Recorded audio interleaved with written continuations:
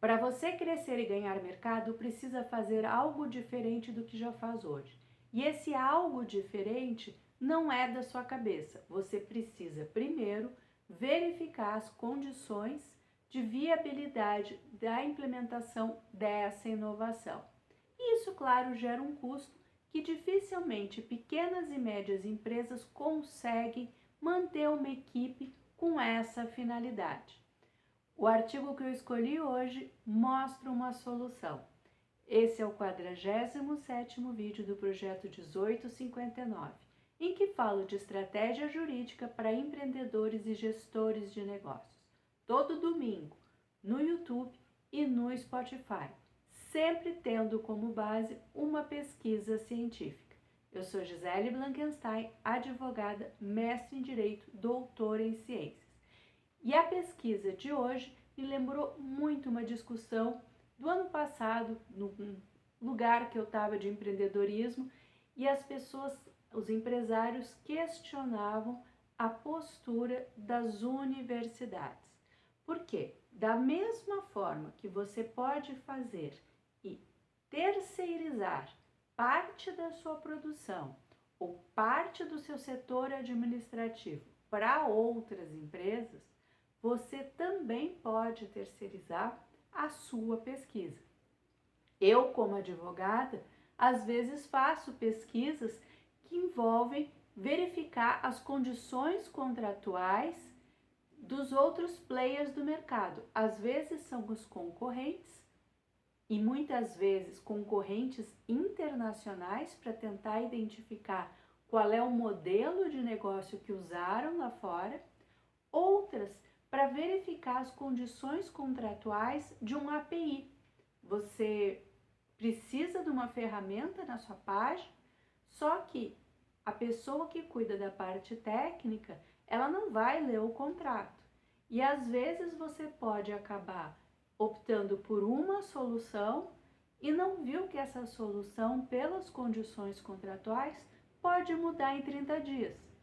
E o investimento que você faz é alto para, em menos de 30 dias, ter que fazer de novo. Já outra solução, que pode não ser tão boa tecnicamente, te dá segurança de que qualquer alteração significativa vai ser pelo menos 180 dias. Então, se você não tem uma equipe de TI interna, se contratar alguém externo vai gerar um custo, pode valer a pena preferir um contrato não, uma ferramenta não tão adequada para suas necessidades, mas que vai te dar um fôlego caso faça mudanças, a querer a top de linha que em 30 dias vai te exigir um orçamento que não estava previsto.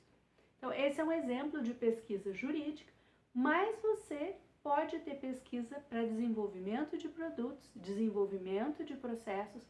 A pesquisa que eu escolhi, ela foi feita com empresas de pequeno e médio porte, no setor de alimentação e bebidas, lá na Espanha.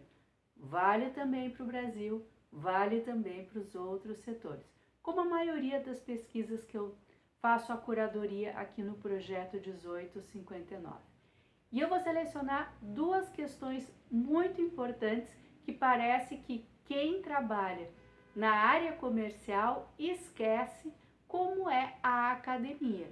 E isso não é crítica, é apenas uma constatação de quem volta e meia se vê no meio de contratos e desabafos dos dois lados. Porque pensa comigo, da mesma forma que o empreendedor quer vender e tem meta de venda, o professor ele tem meta de produção de artigo científico. Então, se você quer convidar, quer fazer uma parceria com um centro de pesquisa ou fazer uma parceria com uma universidade, com uma faculdade, você tem que saber que a pessoa do outro lado precisa prestar contas do que ela está fazendo com você. E o prestar contas não é simplesmente ter um orçamento para pesquisa. Ela tem que ter produção naquela área. Então, se você fala com uma professora ou com um professor e essa pessoa tem uma linha de pesquisa, por exemplo, no caso aqui eles estavam preocupados em ver se era possível desenvolver com mais eficiência, com melhor resultado, produtos de menor impacto ambiental. Então, se tem um professor que tem essa linha de pesquisa e você apresenta o que você precisa selecionar, esse professor tende a aceitar.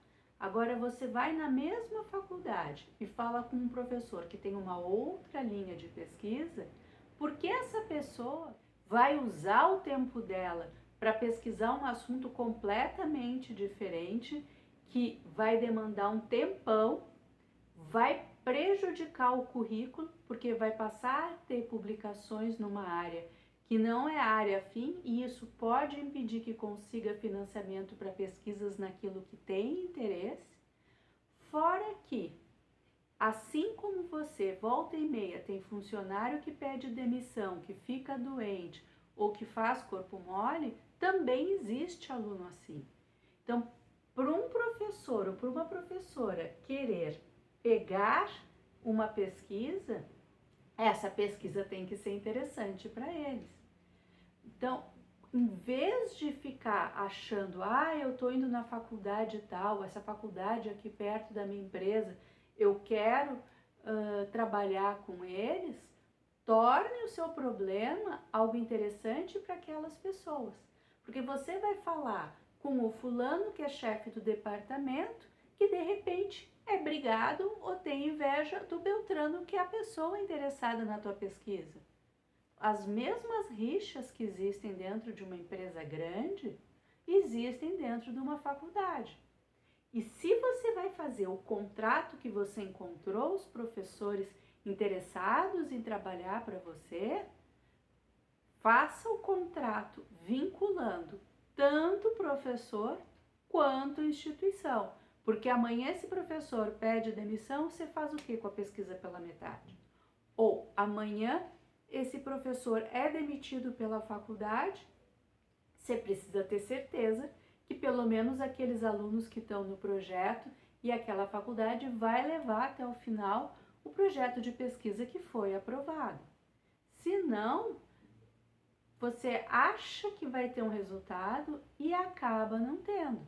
Então, existem questões contratuais que precisam ser pensadas e existem questões negociais que você precisa vender que o seu problema é interessante para um grupo de alunos, é interessante para aquela instituição trabalhar no desenvolvimento daquela solução que você procura.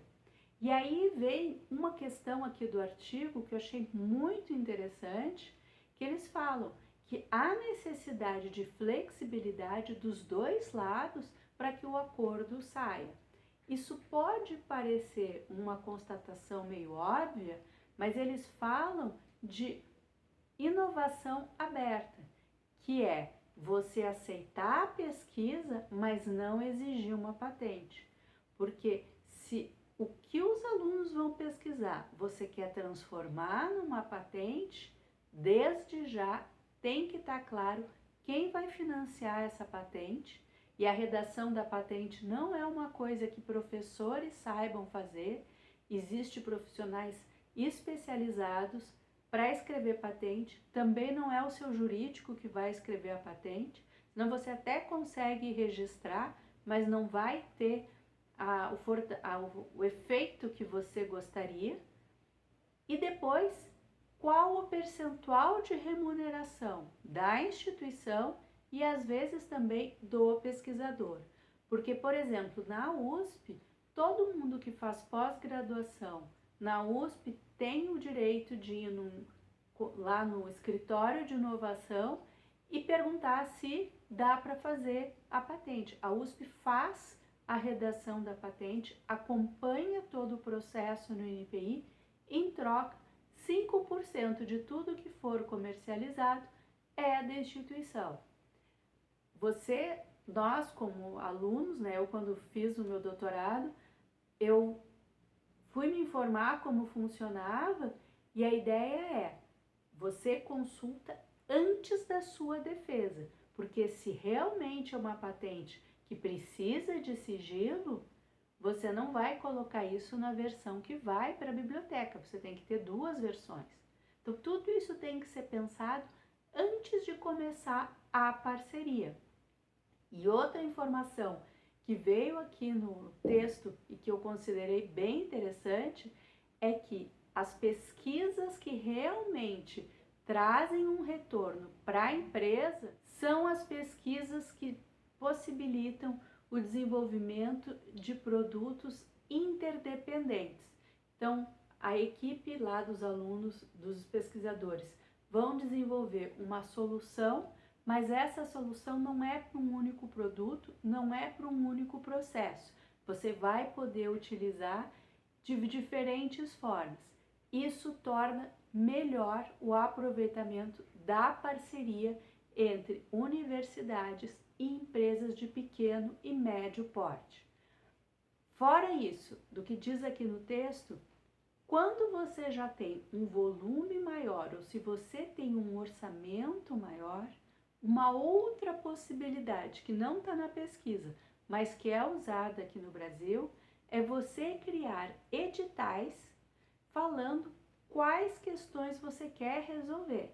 E aí você convida pesquisadores do Brasil todo, do mundo todo, para apresentarem projetos de pesquisa naquele escopo que você indicou e dentro do orçamento que você disse que tem. As grandes empresas brasileiras fazem assim. Volta e meia a gente vê lá no cartaz da faculdade um convite de que estão pedindo para uma pesquisa XYZ com aquele perfil, estão pedindo pesquisadores.